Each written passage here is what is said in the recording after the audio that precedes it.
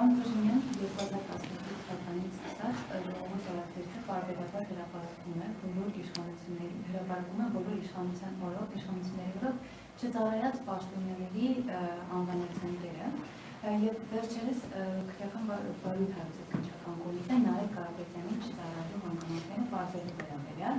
գովելի է, որ իշխանությունը բոլորին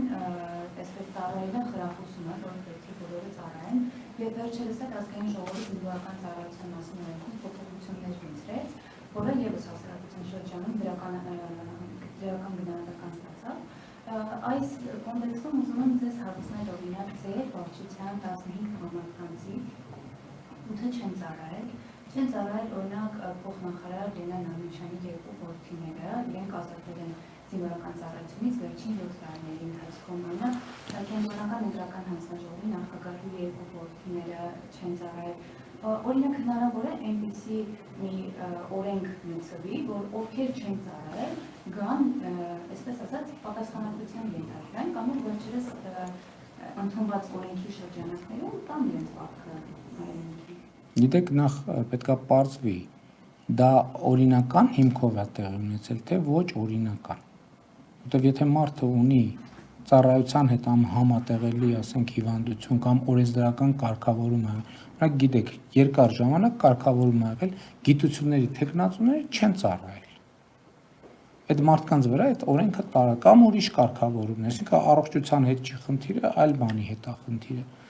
Մենք ընդհակառակը հիմա նաև վերանայում ենք, մի փուլ վերանայել ենք եւ վերանայում ենք այն հիվանդությունների ցանկը, որոնք անհամատեղելի են ծառայության հետ եւ շարունակում ենք այդ process-ը։ Ավելին ասեմ, երբ վերջերս այցելել էի զինվորի տուն, զինվորի տան շահառուներից նախկինում սպա, ով հիմա հաշմանդամություն ունի, ինքը ասում էր, որ ես կարծում եմ, որ ես կարող եմ ծառայել բանակում։ Ես էլ ասում եմ, որ այո, ես էլ եմ համաձայն, որ կարող եք ծառայել բանակում եւ մենք համընկավ ուղղակի 2 օր դրանից առաջ պաշտպանության նախարարությունում քննարկում էինք, որովհետեւ հիմա տեխնոլոգիաները այնքան են փոխվում, որ նույնիսկ հաշմանդամություն ունեցող մարդը կարող է զինվորական ծառայություն անել։ Օրինակ, կարող է արդյոք լինել անօթաչու թռչող սարքի օպերատոր։ Կարող է լինել։ Եվ այլն եւ այսպես շարունակ։ Նկատի ունեմ մենք այդ ուղղությամբ գնում ենք եւ ինչքան հնարավոր է օրենսդրություն լավարկելու ենք, ինչքան հնարավոր է կոռուպցիոն դեպքեր բացահայտելու ենք եւ ինչքան հնարավոր է կարգավորելու ենք այնպես, որ կոռուպցիոն հետագա հնարավորությունները բացառենք։ Հիմա դուք տարբեր անուններ եք տալիս եւ ելի եմ ասում, ցանկացած դեպք, որը տեղի է ունեցել ապօրինի ժամկետային զինվորական ծառայությունից ազատվելը, ինքը մի օր միտեղ դուրս է, ինչպես ասում, գցելու եւ հայտնվելու է ուշադրության կենտրոնում։ Եվ ավելին ասեմ, մենք հիմա կարգավորումներ ենք անում, որ այդ բաները, այդ տարբերակները կբացառվեն։ Հիմա մենք հիմա կարգավորումներ ենք անում, որ երբ որ արվում է մագնիսա ռեզոնանսային տոմոգրաֆիա, MRT-ն-ի բանանում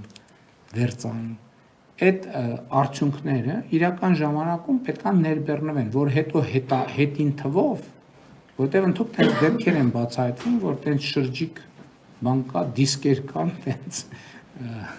հասկանում եք։ Գոնե առնվազն այդպիսի լուրեր կան, հիմա ես չգիտեմ դրա հետ կապված քրեական գործ կա թե չկա, բայց տենց